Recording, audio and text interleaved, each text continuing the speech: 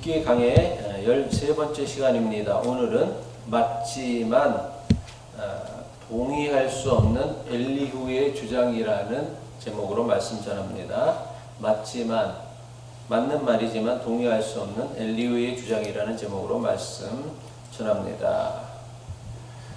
오늘 나누는 말씀은 욥과 세 친구가 계속되어지는 논쟁을 마쳤을 때에 욥과 세 친구의 논쟁에 새롭게 등장한 엘리후가 자신의 주장을 펼치는 첫 번째 주장에 관한 말씀입니다. 오늘도 전하는 말씀 가운데 여러분 각자에게 주시는 세미하고 부드러운 하나님의 음성을 들을 수 있기를 바랍니다. 제가 어제 설교를 준비하는데 집사람이 저한테 아마 5번은 그런 것 같아요. 점심 먹으면서 하고 저녁 먹으면서 하고 중간에 커피 한잔 마시면서 하고 나중에 상준이 픽업 갔다 오면서 한 번을 얘기를 하는데 제발 좀 재밌게 좀 하래. 그 재미없는 설교, 재미없는 욕기를 하면서 재미없게까지 하면 어려운 설교하면서 재미없게 하면 어떻게 하냐고. 제발 좀 재밌는 예화 좀 찾아서 하라는 거예요. 저도 재밌게 하고 싶죠. 능력이 안 되는 게 어떻게 해요, 사실은요. 진짜 능력이 안 된다라는 걸 내가 절감을 합니다. 재밌게 하고 싶고 은혜롭게 전달하고 싶고 감동적으로 전하고 싶은데 제 능력이 안 돼요. 사실은 그만한 능력이 안 돼요. 그래서 집사람이 저에 대한 너무 큰 기대를 갖고 있구나라는 생각을 해요. 제가 목회를 못하니까 이 모양 이 꼴인데 뭘 너한테 더 큰 능력을 요구하는 거, 능력 밖의 것을 요구하는 것 같아서 마음으로 한편으로는 참 안타까웠고 힘들었습니다.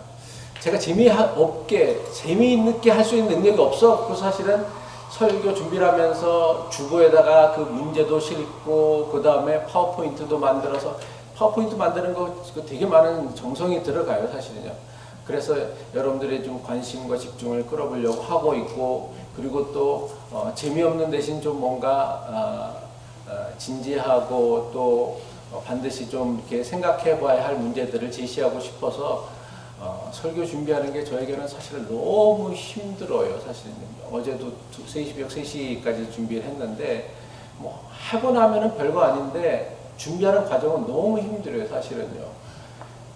진짜 이렇게 내가 설교를 준비해야 되나라는 어떤 뭐랄까 자괴감이랄까 좀 그런 생각이 들 때가 있을 정도로 하는데, 또 제가 그냥 대충 제 마음에 들지도 않는 설교를 준비하기는 또 제 양심상 꺼려서 그게 또 잘 안 되는 것 같아요.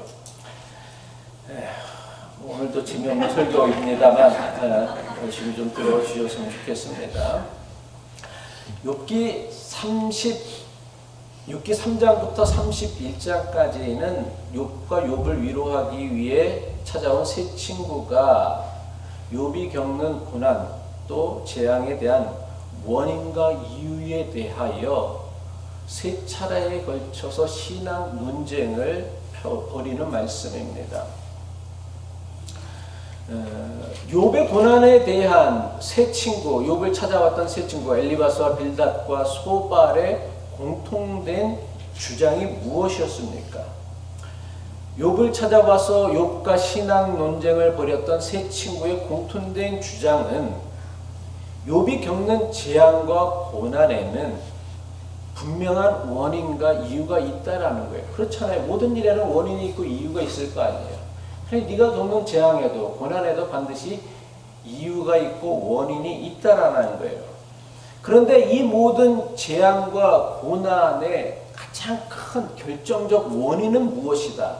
네가 지은 죄 때문이다라는 것이 세 친구가 욥에게 보였던 공통된 주장입니다. 왜냐하면 하나님은 공의의 하나님, 정의의 하나님이시기에 악한 것을 그대로 보시지 못한다라는 거예요. 그래서 악을 벌하시고요, 선한 것에서는 상을 주시는, 그래서 선한 일에는 상을 주시고 악한 일에는 벌을 주시는 심판하시는 하나님이라는 거예요. 많은 교인들이 오늘 집사님도 그런 기도를 하셨지만 교회 처음 다니고 신앙생활 처음 할 때 내가 예수님 잘 믿고 신앙생활 잘하고 선하게 살면 하나님이 대단히 큰 복을 주실 것 같잖아요. 그것도 맞아 보이는 것 같고 사실은요. 근데 현실은 또 그렇지 않거든요. 근데 그 반대의 경우도 마찬가지라는 거예요. 근데 이 세 친구의 주장에 따르면 모든 일에는 원인이 있고 이유가 있고요. 그리고 그 원인과 이유는 재앙의 원인과 이유는 네가 지은 죄 때문이다. 그 이유는 바로 하나님은 공의의 하나님, 정의의 하나님이시기 때문이다라는 거예요. 따라서 우리가 세 친구의 주장을 따르게 되어진다면 우리가 인생을 살면서 겪게 되어지는 모든 질병이나 재앙, 고통은요, 하나님께서 죄 지은 사람에게 내리시는 벌이 되어진다는 사실을 우리가 알아야 합니다. 이런 의미에서 이 세 친구의 주장은 매우 위험한 주장이라 할 수 있어요. 지난주에도 제가 설교를 했지만 이런 식의 주장은요, 성경의 가르침이라고는 할 수 없어요. 그렇다고 이것이 성경과 또 무관한 가르침인 것도 아니에요. 이런 식의 주장, 선한 일에는 상을 주고 악한 일에는 벌을 준다라는 이런 생각, 이런 어떤 주장들은요, 인류가 가지고 있는 모든 종교 문화에서 발견할 수 있는 대단히 보편적인 도덕 법칙, 도덕 윤리라 할 수 있습니다. 착한 사람이 벌을 받고 상을 받고요, 악한 사람이 벌을 받는 상선벌악이나 또 사람이 그가 행한 대로 업보를 지은 대로 다 결과를 받는다라는 인과응보는요, 굳이 기독교뿐만 아니라 불교, 이슬람교, 다른 모든 대부분의 종교, 힌두교에서도 찾아볼 수 있는 매우 중요한 교훈입니다. 아마 이건 유교에도 비슷한 사상들이 있습니다. 심지어 종교가 없는 대다수의 사람들도 추구하고 있는 대단히 도덕적인 가치이며 어떤 사상이며 또 어떤 법칙임에는 틀림이 없습니다. 그런데 우리가 주의해야 될 것은 상선벌악이나 인과응보가 대단히 도덕적인 가치임에는 틀림이 없지만 그렇다고 이것이 우리 기독교 신앙이 추구하는 가치냐라고 저에게 묻는다라면 저는 그렇지 않다라고 말하고 싶습니다. 상선벌악이나 인과응보와 같은 도덕 법칙은요, 다른 사람에게 적용할 때는 대단히 이상적인 가치예요. 그렇지 않아요? 야, 나쁜 놈들은 벌을 좀 받고 착한 사람은 좀 상을 받는 것, 그리고 그가 지은 업보에 따라서 뭔가 대가를 치르는 것, 이게 내가 아닌 다른 사람에게 적용하려고 할 때는 대단히 이상적이에요. 세상이 그렇게만 돌아가면 더할 나위 없이 좋을 것만 같아요. 하지만 이것을요, 자기 자신에게 한번 적용해 본다라고 생각해 보십시오. 이것을 자기 자신에게 적용한다고 해도 이게 과연 대단히 도덕적이며 이상적인 가치이고 우리가 추구하며 나가야 할 가치가 되어질 수 있을까에 대해서는 아마 어느 누구도 자신있게 그렇다라고 말하기는 쉽지 않을 것입니다. 여러분은 여러분 스스로에 대해서 어떻게 생각하십니까? 상선벌악 또는 인과응보라는 인류 모두가 갖고 있는 보편적인 도덕 법칙에 따른다라면 여러분은 상을 받아야 할 사람이라고 생각하십니까? 아니면 벌을 받아야 할 사람이라고 생각하십니까? 정재영 목사님은 어떻게 생각하세요? 예? 솔직히 말씀을 드려야죠. 저는 상을 받아야 되는 상을 받는 게 벌은 받을 건 없으시고요? 있죠. 있죠. 상 받을 것도 있지만 벌 받을 것도 꽤 많을 거죠, 그죠? 꽤 많지는 않아요? 조금밖에 없고. 어떤 기준을 이렇게 하나님의 기준이 어떠하신지는 잘 모르겠지만 만약 예수님이 말씀하신 대로 너희가 마음으로 품은 죄까지도 심각하게 다루신다고 한다라면, 마음으로 음욕을 품은 자는 음욕을 품는 것이고, 마음으로 시기 질투를 하는 사람도, 남을 욕하는 사람도, 마음으로 욕을 하는 사람도 실제로 욕을 하는 것 이상으로 엄하고 중하게 다루신다라는 그 예수님의 말씀에 따른다라면, 여러분은 어떤지 모르겠지만 저는요, 상보다는 벌을 받아야 할 것이 훨씬 더 많은 인생이라고 생각합니다. 그러니까 겉으로 드러난 제 인생은 뭐 크게 흠이 없어 보이지만, 제 마음 중심을 보시는 하나님 앞에서 내가 선다라면, 내가 상 받을 것보다는 벌 받을 게 저는 훨씬 더 많은 인생이다 생각해요. 감사하게도 여러분은 저와 다르다고 하니까 너무 감사한데, 저나 여러분이나 솔직히 만약에 하나님이 그런 기준을 갖다 된다고 하신다면, 야, 네 마음의 중심을 내가 보는 하나님인데 네 마음을 갖고 내가 너를 심판하겠다라고 하신다면, 하나님께 과연 우리는 상을 받을 일이 많을까, 벌을 받을 것이 많을까? 저는 벌을 받을 일이 훨씬 더 많다고 생각해요. 저는 웬간해선 욕을 안 해요. 제 입으로 아무리 급박한 상황이 나도 욕을 한 적은 없는데 속으로 욕할 때는 많아요. 그걸 다 들으실 거 아니에요, 하나님은요. 그죠? 속으로는, 겉으로는 안 내도, 겉으로는 막 그냥 웃으면서 해도 속으로는 막 욕을 할 때가 있어요. 그걸 들을 거 아니에요. 근데 예수님이 그랬잖아요. 형제에 대해서 나가라고 하는 자마다 그 지옥불에 떨어진다라고 하셨는데, 야, 그렇게 말하면 나는 지옥불에 떨어지고도 남을 만한 죄인인 거예요.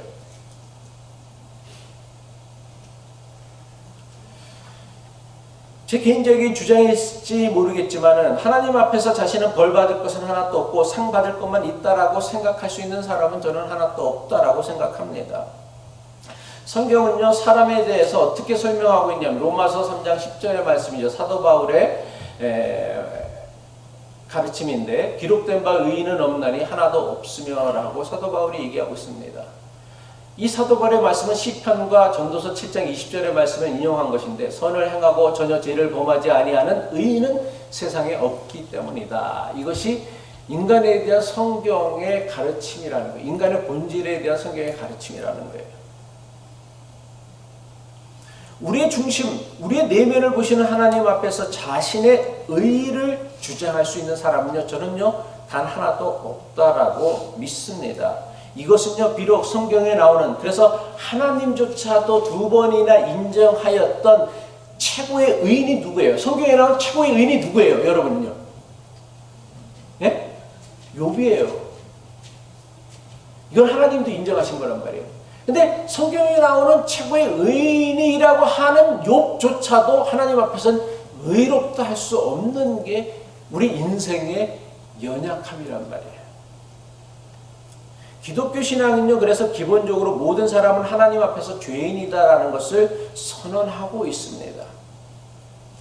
기독교 신앙이 사람을 죄인이라고 선언하는 데는 두 가지가 있어요. 실질적으로 하나님과 우리가 관계가, 이것은 그러니까 우리가 형법적인 죄를 졌다는 게 아니라 우리 마음에 하나님을 대신하여 하나님의 자리를 차지하려고 하는, 그래서 스스로 하나님이 되려고 하는 것, 이것이 가장 큰 죄이고, 두 번째 큰 죄는 뭐냐면, 우리는 기독교 신앙에서 말하는 죄라는 건 뭐냐면, 우리는 빚진 자라는 거예요. 그러니까 어느 누구도요, 자기 혼자서 세상을 살아갈 수 있는 사람은 아무도 없어요. 여러분이 아무리 잘났다고 해도, 아무리 돈이 많다, 제프 베조스가 세계 최고의 부자라고 하는데, 제프 베조스가 세상 사람도 아무도 없고 지 혼자 산다라면 지가 그렇게 잘 살 수가 있을 것 같아요? 그렇게 호화롭게 살 수 있을 것 같아요? 아니요. 다른 사람들이 희생이 있고 섬김이 있고 노동이 있기 때문에 살아갈 수 있는, 그건 우리도 마찬가지라는 거예요. 그래서 우리는 모두 다 살아가면서 수많은 사람들이 빚을 지는 거예요. 그래서 죄인이라는 말에는 하나님의 자리를 스스로 차지한다라는 뜻도 있지만, 우리 모두는 다 세상 사람들에게 빚진 자라는 거예요. 이게 기독교 신앙의 선언이란 말이에요. 그리고 이것을 인정하고 고백하는 것으로부터 기독교 신앙은 시작되어집니다. 우리는요 다 스스로 하나님과 같아지려고 하는, 그래서 하나님을 버리고 스스로 하나님이 되려고 하는 죄, 이게 이제 기독교 신앙에서 말하는 원죄인데, 그 원죄를 가진 사람이기에 우리는 다 진짜 하나님으로부터 심판받아 멸망받을 수밖에 없는 존재라는 거예요. 이게 기독교 신앙의 출발이란 말이에요. 그럼 우리가 하나님의 심판을 받아서 멸망하지 아니하고 구원을 누릴 수 있는 이유가 뭐예요? 만약 기독교 신앙의 상선벌악, 인과응보의 법칙에 따라 진행되어진다고 한다면 우리는 마땅히 어떠해야 되느냐? 심판받고 멸망받아야 될 존재라는 거예요. 근데 기독교 신앙은요, 상선벌악이나 인과응보의 법칙대로 움직여지지 않는다라는 거예요. 우리가 마땅히 심판을 받고 멸망을 받아 멸망을 받아야 할 존재이지만 심판받지 않고 멸망하지 않고 구원을 누릴 수 있는 이유가 뭐냐? 예수 그리스도의 십자가 은혜 때문이란 말이에요. 이것을 다른 말로 얘기하면 뭐예요?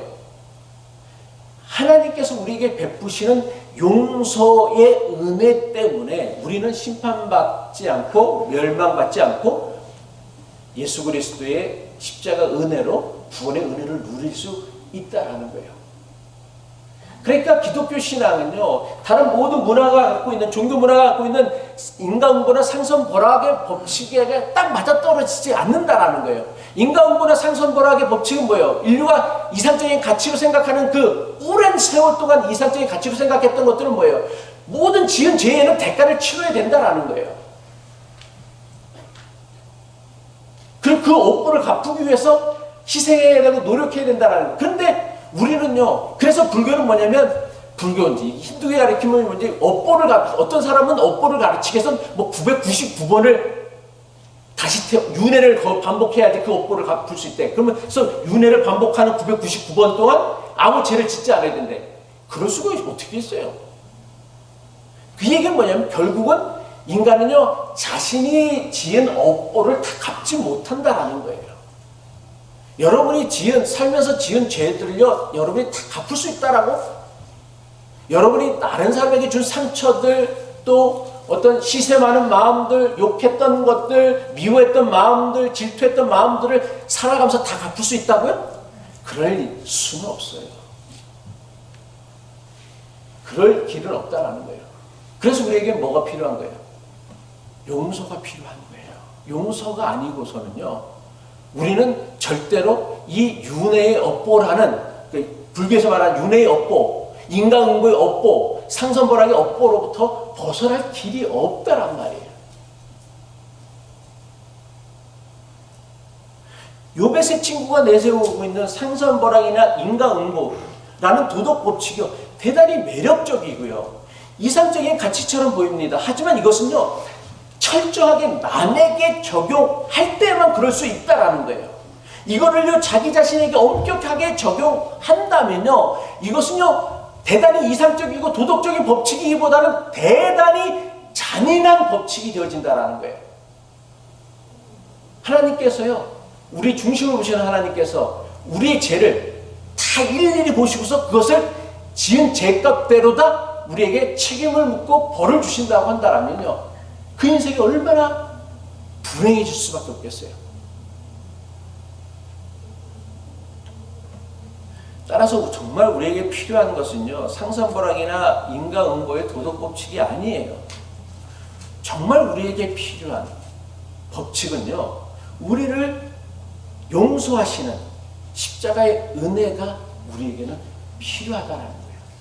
이건 마찬가지로 우리가 이웃과의 관계를 맺을 때에 네가 나한테 잘못한 거 다 그대로 갚으면 내가 관계를 회복시켜줄게. 그래 갖고서는 회복되어질 수 있는 관계가 없어요. 우리가 하나님과의 관계를 회복할 때 하나님에게 지은 모든 죄를 다 말끔히 하고 그 대가를 치고 나서 하나님과의 관계를 회복한다고 한다면 우리는 하나님과의 관계가 회복되어질 수 없는 것과 마찬가지로 모든 인간관계도 마찬가지예요. 이건 부부관계도 마찬가지고요, 부모 자식 간의 관계도 마찬가지예요. 그냥 덮어주고 감싸주고 품어주고 이해해주고 용서해주는 것 외에는요, 이 카르마를 끌어낼 수 있는 길은요, 세상 그 어떤 방법으로도 없다라는 거예요. 욥의 세 친구는요, 상선벌악 인과응보와 같은 인류가 가지고 있는 아주 오랫동안 가지고 있었던 보편적인 지혜와 도덕을 가지고요, 욥이 겪고 있는 고난을 설명하고 정죄하였습니다. 하지만 이들의 주장은요, 욥을 끝끝내 이해시키지 못했어요. 욥이 끝까지 자신의 무죄함을 포기하지 않았기 때문입니다. 자신이 겪는 고난이 자신의 지은 죄 때문이라는 것을요, 절대로 인정하지 않은 거예요. 이거는요, 대단히 우리에게 큰 위로예요. 우리가 세상을 살면서 겪게 되어지는 재앙이나 질병, 고통이 내가 지은 죄 때문에 받는 것만은 아니다라는 것을 욥이 스스로 우리에게 먼저 보여주셨고 확인해 줬다라는 것이죠. 욥과 세 친구가 세 차례에 걸친 오랜 논쟁을 하는 것을 지켜보았던 사람이 있습니다. 성경은 그를 바라겔의 아들 엘리우라고 하고 소개하고 있습니다. 욥기 32장 2절로 3절이죠. 람 종족 부수 사람 바라겔의 아들 엘리우가 화를 내니 그가 욥에게 화를 내면 욥이 하나님보다 자기가 의롭다 하며 또 세 친구에게 화를 내면 그들이 능히 대답하지 못하면서도 욥을 정죄함이라 라고 엘리우라는 사람에 대해서 욥기는 소개하고 있습니다. 엘리우는요, 등장하면서 끝까지 자신의 죄를 인정하지 아니하고 자신의 무죄함, 무고함을 주장하는 욥에게 화를 냈고요. 또한 끝까지 자신의 무죄함을 주장하고 있는 욥을 제압하지 못하는 욥의 세 친구에게도 화를 내며 욥과 욥의 세 친구의 논쟁에 끼어들고 있습니다. 욥과 세 친구의 논쟁에 끼어든 엘리우의 주장이 33장에서부터 시작하여 37장까지 4번에 걸쳐서 이어지고 있습니다.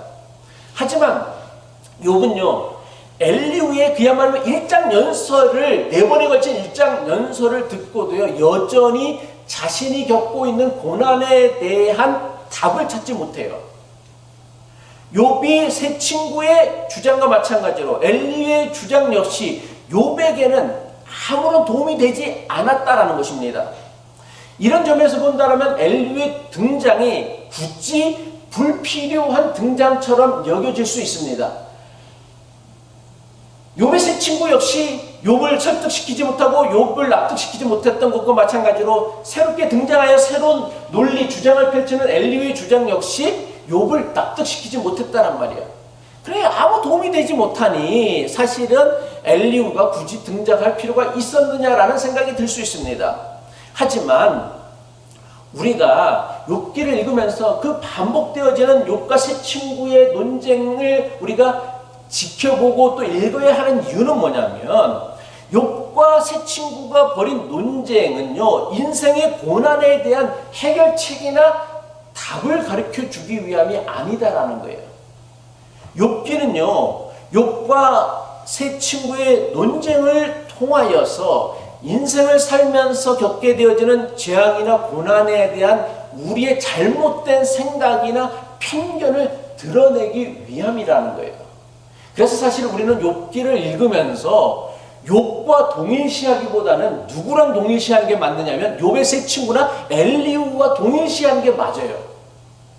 근데 우리는 다 욥과 동일시하려고 그러죠. 욥은요, 욥과 동일시할 수 있는 사람은 아무도 없어요, 사실은요. 여러분은 하나님이 인정할 만큼 그렇게 의롭진 않잖아요. 그죠? 그냥 내가 스스로 인정할 만큼만 되는지 모르겠어요. 사람들이 인정할 만큼만 되는지 모르겠어요. 하나님이 인정할 만큼 어떤 온전하고 순전하게 흠없진 않잖아요. 그러니까 욥기는 우리에게 고난에 대한 어떤 해결책, 솔루션, 답을 주기 위한 것이 아니라 우리가 인생의 고난이나 재앙에 대해서 가지고 있는 잘못된 편견들을 극복해내고 깨우치기 위한 가르침이라는 거예요. 마찬가지로 막상 욥에게 아무런 도움이 되지 않았던 엘리의 주장을 욥기가 굳이 그렇게 긴 내용을 통하여서 기록하고 있는 이유가 뭐냐? 마찬가지로 엘리의 주장을 통하여서도 또 다른 인간이 겪는 재앙이나 고난에 대한 잘못된 생각, 편견을 우리가 발견하고 깨닫게 하기 위함이다라는 거예요. 그래서 우리의 생각의 지평선이 아니라 지평을 넓히고 또 우리의 유머를 못 알아듣잖아, 내가 유머를 해도.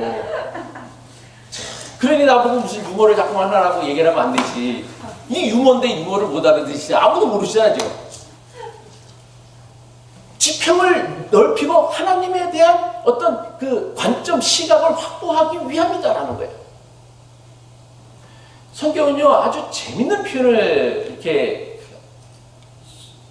사용하고 있는데, 물론 성경에 기록되어져 있지는 않지만, 나아마 사람은요, 북쪽에서 온 사람이고요, 수아 사람 빌닷은요, 동쪽에서 온 사람이고요, 대만 사람 엘리바스는요, 남쪽에서 온 사람이라고 성경학자들이 얘기합니다.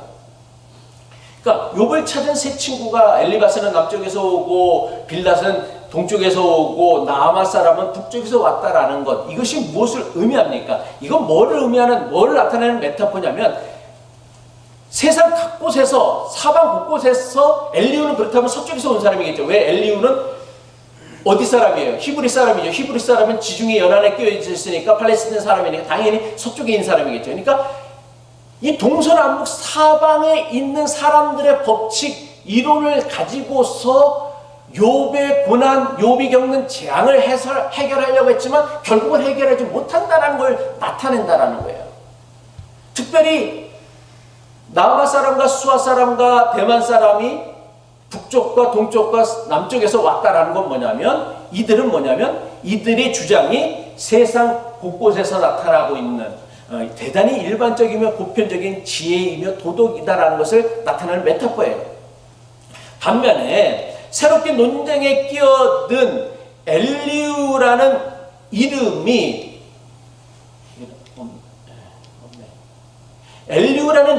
무슨 뜻이라고 했습니까? 그는 나의 하나님이라고 했어요. 그리고 욥기에서는 엘리바스, 빌닷, 소발, 욥은 다 히브리어가 아닌 다른 외국 이방인의 언어로, 이방인의 이름이에요. 그러니까 지금으로 따지면 그리스 이름, 로마식 이름, 또 스페인어 이름, 그런 식으로 따질 수 있는데, 엘리후만 히브리식 이름이에요. 이게 무엇을 의미하느냐면, 엘리후라는 사람이 주장하는 것은 세상 다른 어떤 일반적인 보편적인 어떤 지혜나 가르침이 아니라 유대인들의, 팔레스타인 땅의 히브리 민족들의 가르침이 뭐예요? 결국 성경의 가르침이 있죠. 구약 성경의 가르침, 유대인들의 오래된 신앙과 오래된 믿음과 지혜라는 것을 의미한다라는 거예요. 실제로 엘리후가 내세운 주장은요, 지금까지 세 친구들이 주장하였던 인과응보나 상선보라과는 전혀 다른 차원의 주장을 내세우고 있습니다. 그런데 이 엘리후 주장이 욥의 세 친구와 어떻게 다르냐면, 욥의 세 친구는요, 욥이 겪고 있는 고난과 어떤 고통의 원인, 이유에만 포커스를 두고 거기에만 집착을 했어요. 그래서 네가 고난을 받는 원인이 뭐냐, 이유가 뭐냐, 왜? 모든 세상 일에는 원인이 있기 때문에, 그걸 반드시 여기도 원인이 있을 거야. 근데 그 원인을 따져보면은 하나님은 정의롭고 공의로우신 분이기에 이건 죄가 아니고서는 이런 고난과 고통이 있을 수 없는 거야. 그러니까 너는 죄인이야 라는 논리를 펼친 거예요. 이에 반해서 엘리후는 어떤 주장을 펼치고 있냐면, 야, 사람이 어떻게 인생에서 일어나는 모든 일의 원인과 이유를 다 알 수가 있느냐. 모르는 것도 있어. 사람은 사람이기 때문에. 그래서 우리는 이 원인이나 이유에 포커스를 두기보다는 이 고난을 통하여서 하나님이 이루시고자 하시는 뜻이 무엇이냐, 고난에 대한 목적에 초점을 두었다라는 거예요. 하지만 엘리후의 주장 역시 욥이 겪는 고난에 대한 제대로 된 답을 제시하지는 못합니다. 그런데도 욥기가 엘리후의 주장을 자세하게 소개하고 있는 이유가 뭐냐, 앞서도 말씀드렸지만 고난에 대한 우리가 저지를 수 있는 아주 심각한 실수나 문제, 특별히 엘리후의 주장은요, 우리가 아주 흔하게 가지고 있는, 보편적으로 교인들이라면, 그러니까 교인들이 아닌 사람들에게는 잘 찾아보기 힘들지만 교인들에게는 누구나가 갖고 있는 보편적인 주장들, 일반적인 주장들을 펼치고 있다라는 거예요. 그리고 그것이 가지고 있는 문제점들을 우리에게 깨닫게 하기 위함이다라는 것이죠. 엘리후는요, 이제 본격적으로 엘리후 주장을 좀 살펴보면 엘리후는 욥의 이름을 부르며 자신의 모든 말에 귀를 기울이라며 자신의 주장을 펼치고 있습니다. 욥기 33장 1절의 말씀이죠. 그런즉 욥이여 내 말을 들으며 내 모든 말에 귀를 기울이기를 원하노라 라고 얘기했어요. 욥의 세 친구는요, 욥을 책망할 때에도 차마 한 번도 그의 이름을 부르며 그를 책망하지는 않았습니다. 왜 이렇게 했습니까? 비록 자신들의 말이 욥을 향한 책망이지만 애둘러 말하기 위함이었어요. 그래도 친구이기 때문에 대놓고 직설적으로 말하고 애둘러 말했다는 말이에요. 하지만 엘리후는 욥의 친구도 아닌 것 같아요. 그러다 보니까 그냥 직설적으로 단도직입적으로 욥의 이름을 부르며 자신만만하게 자신의 주장을 늘어놓고 있다라는 거예요. 욥기 33장에 기록되어진 엘리후의 주장은 크게 세 가지로 나눌 수 있습니다. 첫 번째는 욥기 8장에서부터 12절까지의 말씀이에요. 엘리후는 어떤 식으로 자신의 주장을 내세우느냐면 엘리후는 먼저 욥이 내세웠던 주장들을 다 듣고 요약을 합니다. 그리고 네가 내세운 주장에 어떤 문제가 있는지를 지적해요. 이런 점에서 엘리후는요, 욥의 세 친구보다는 훨씬 더 논리적이며 합리적이라고 할 수 있습니다. 엘리후는 자신의 잘못을 인정하지 않는 욥에게 욥의 친구들처럼 막무가내로 네가 무조건 잘못했으니까 너 회개해야 돼. 이건 네가 받는 벌이야. 욥의 말은 전혀 듣지도 않고 그 말은 상관하지 않고 자기 주장만 내세우는 거예요. 그러니까 토론도 되지도 않고 그냥 서로 어긋나는 자기 주장만 펼치는 것을 보면서 답답해하면서 엘리후는 어떤 논쟁을 하냐면은 그가 했던 말들을 하나하나씩 곱씹으면서 그 말이 가지고 있는 문제점을 지적해요. 먼저 엘리후가 지적했던 문제는 뭐였냐면 욥기 33장 8절 11절의 말씀이죠. 여기서 그대는 욥이라고 해서 실로 내가 듣는 데서 말하였고 나는 여기서 그대는 뭐냐면 욥이 하는 말소리를 들었느니라. 나는 엘리후죠. 이르기를 여기서 나는 누구예요? 욥이에요. 깨끗하여 악인이 아니며 순전하고 불의도 없거늘 참으로 하나님이 나에게서 잘못을 찾으시며 나를 자기 원수로 여기사 내 발을 착고에 채우시고 나의 모든 길을 감시하신다 하였느니라. 그러니까 엘리후가 들은 욥의 말이에요.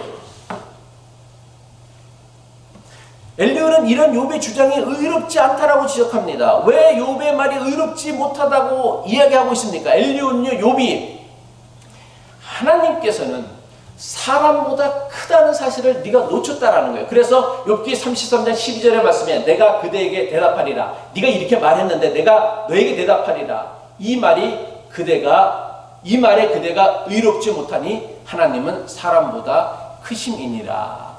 이게 무슨 뜻이냐면 네가 너에게 닥쳐진 재앙이나 고난에 대해서 이해하지 못한다고 해서 하나님을 잘못했다라고 떠드는 게 말이 되느냐. 사람은 하나님보다 크시다 라고 얘기를 하고 있는 거예요. 하나님은 사람보다 크신 초월적인 존재라는 거예요.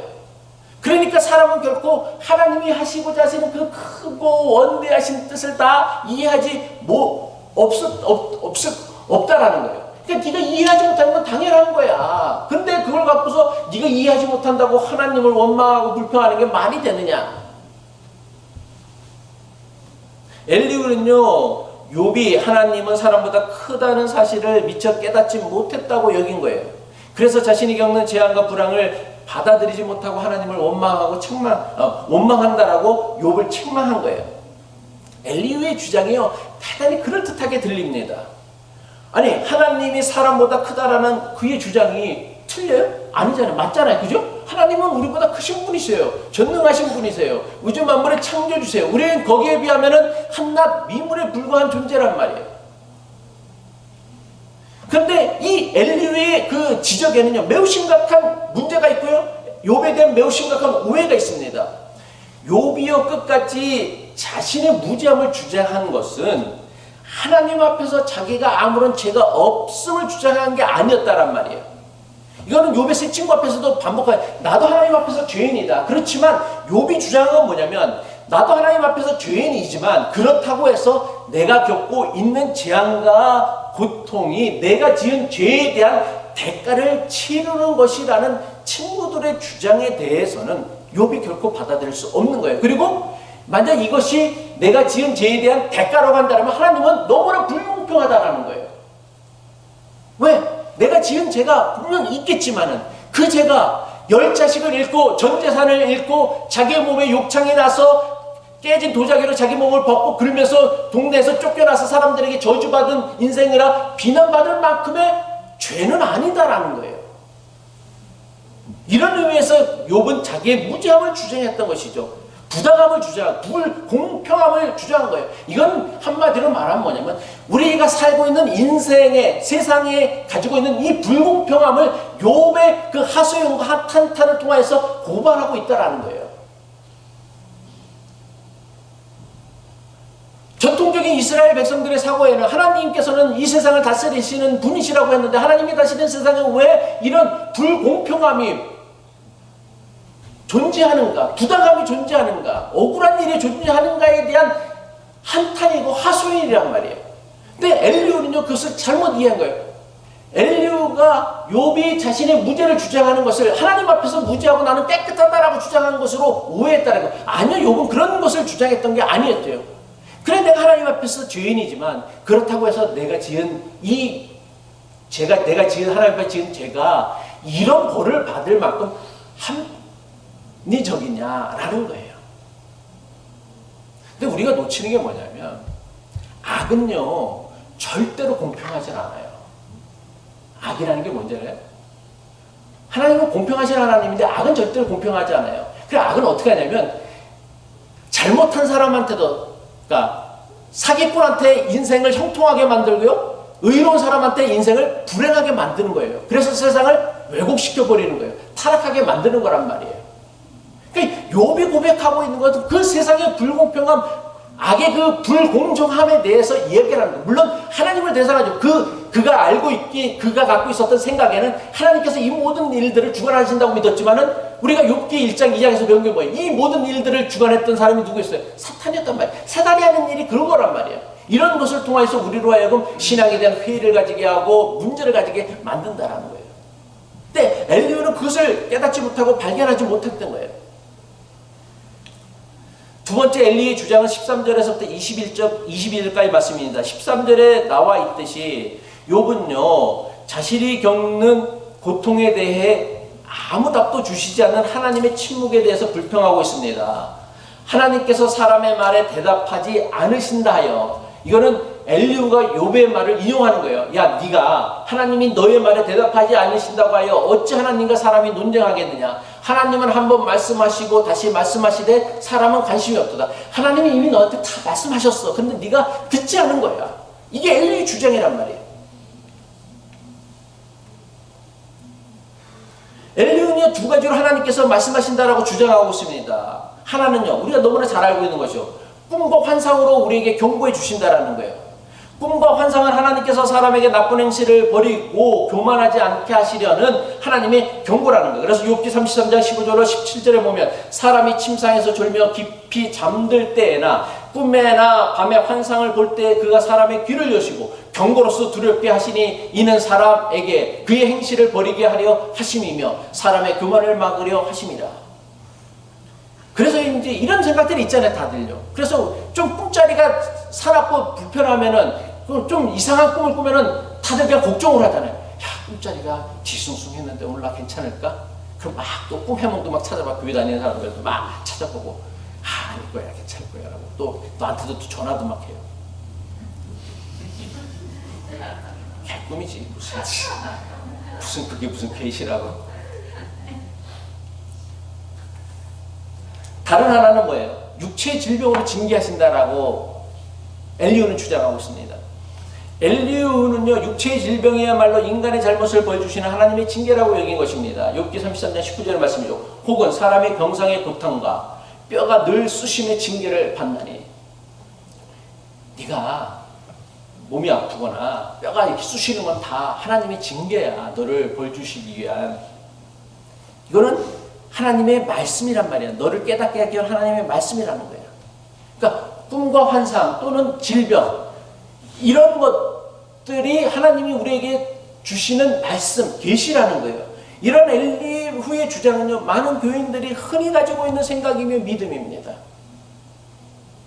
마지막 세 번째는요, 23절에서부터 30절까지 말씀인데 여기서는 뭐 어떤 것을 주장하고 있냐. 엘리후는요 하나님의 이러한 경고, 꿈과 환상을 통한 경고, 그리고 질병을 통한 징계를 잘 받아들인 사람의 삶은 다시 회복되어진다라고 주장하고 있습니다. 그래서 욥기 33장 28절 하나님이 내 영혼을 건지사 구덩이에 내려가지 않게 하셨으니 내 생명이 빛을 보겠구나 하리라. 제3한 또 강조해서 얘기합니다. 30절이죠. 그들의 영혼을 구덩이에서 이끌어 생명의 빛을 그들에게 비추려 하심이니라. 그러니까 한마디로 엘리후가 내세우고 있는 인간의 고난에 대한 그의 핵심 주장이 뭐냐? 한마디로 말해서 엘리후는요 인간이 겪고 있는 재앙과 고난, 불행은요 우리를 연단하시고 우리를 훈련하셔서 우리로 하여금 생명의 빛으로 인도하시고자 하시는 하나님의 교육이라는 거예요. 고통과 고난을 통하여 우리를 연단하시고 훈련하시는 하나님에 대해 우리는 수없이 많은 설교를 들어왔을 것입니다. 물론 저도 이런 관점에서 수많은 설교를 했습니다. 실제로 많은 이들이 고통을 겪지 않을 때에는 하나님의 음성에 귀를 기울이지 않다가 자신이 겪는 고통 때문에, 자신이 겪는 문제 때문에, 자신이 겪는 어려움 때문에, 시련 때문에 하나님의 뜻을 깨닫는 경우가 실제로 너무나 많아요. 실제로 많이 있어요. 저도 마찬가지고요. 이거를요 신학에서 뭐라고 해요? 창조적 고통 또는 건설적 고통이라고 하는 거예요. 왜? 하나님의 뜻을 깨달아가는 고통을 통하여서 깨달아가는 것이기 때문에 창조적인 고통이라고 얘기해요. 이게 틀렸다고 얘기하는 게 아니에요. 이게 맞는 주장이에요. 이게 성경의 가르침이란 말이에요. 고난에 대한. 고난에는 하나님의 뜻이 있다라는 것. 모든 고난에 하나님의 뜻이 있다라는 것. 이게 성경의 가르침이에요.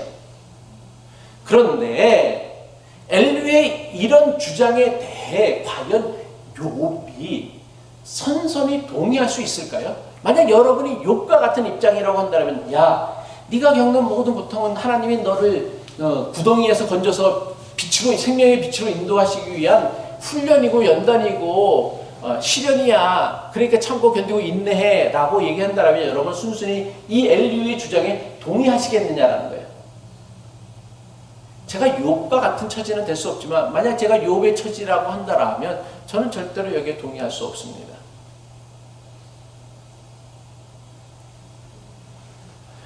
물론 엘리후의 주장을요 욥의 상황과 분리하여 생각한다면 분명 지당하고 틀림이 없는 주장이면은 분명합니다. 하지만 아무리 맞는 옳은 엘리후의 주장이라고 할지라도 그 주장을 욥의 경우에 적용하려고 한다면 도저히 동의할 수 없는 주장이 되어지는 거예요.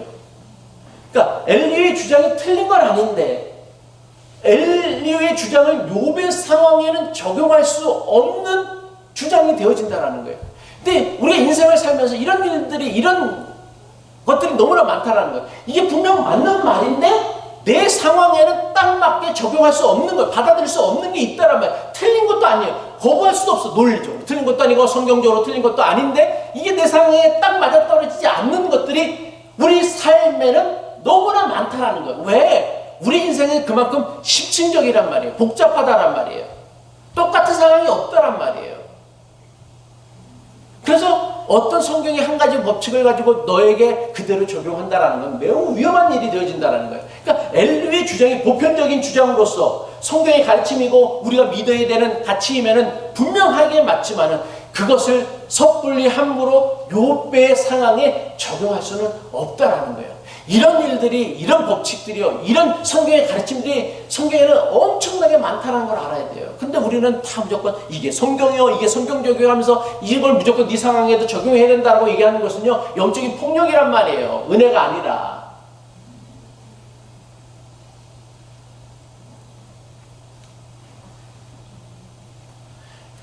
엘리후의 주장이 틀린 게 아니지만요, 엘리후의 주장은요, 욥이 절대로 동의할 수 없는 거예요.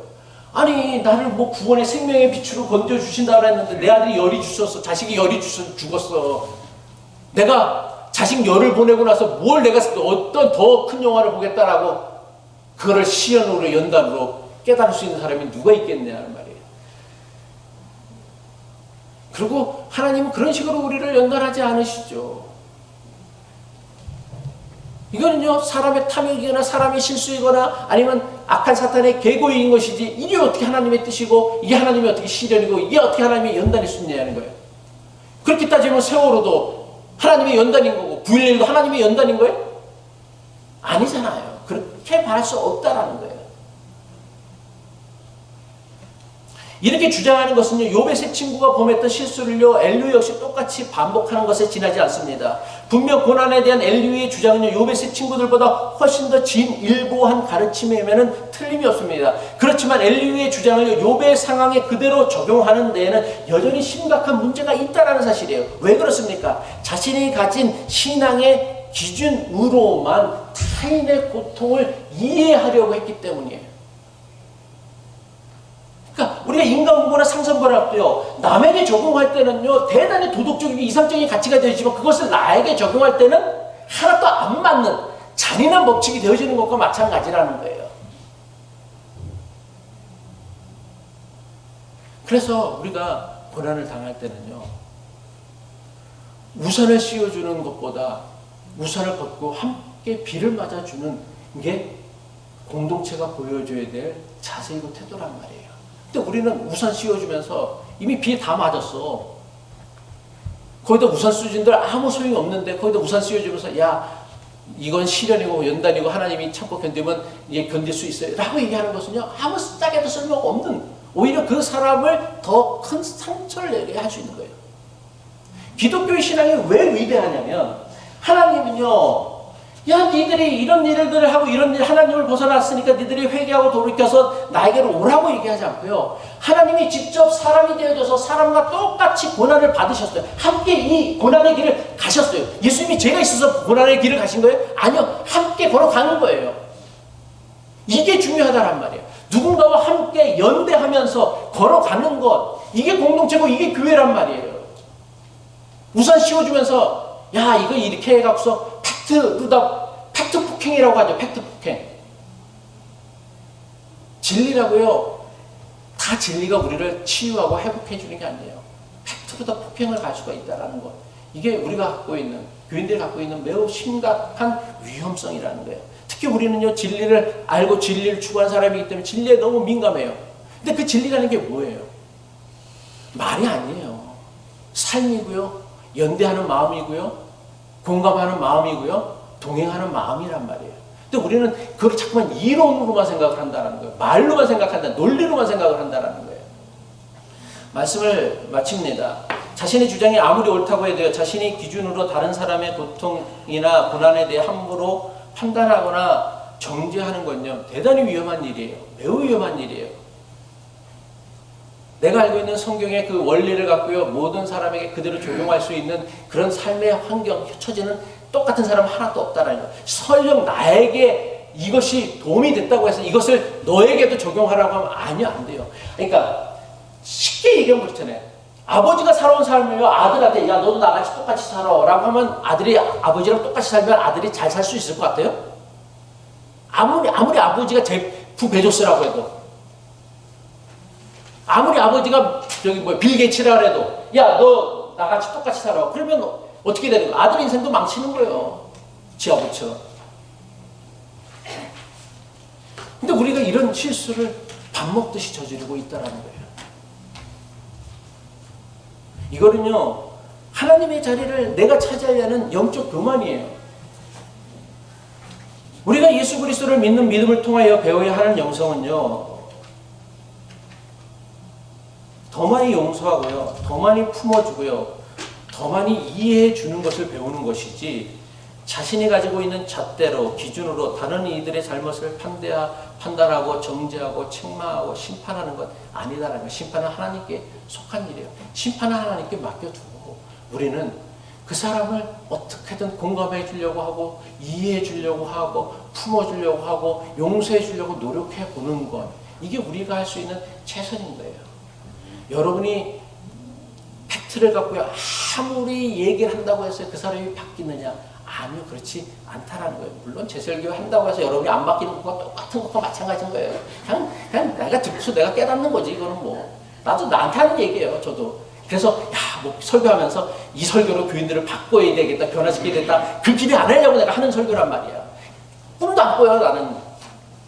이 설교 듣고 여러분들이 뭐 깨달아서 변화되겠다 꿈도 안 꿔. 그래 내가 혹시라도 설교가 정말 설교조가 되지 않기를 내가 깨닫기 위해서 하는 얘기란 말이에요. 바라기는 우리 믿음이 다른 사람의 잘못을 정죄하고 판단하는 것이 아니라 다른 사람의 고통과 아픔을 품어줄 수 있는 용서와 사랑이 되어줄 수 있기를 주님의 이름으로 간절히 축복합니다. 네.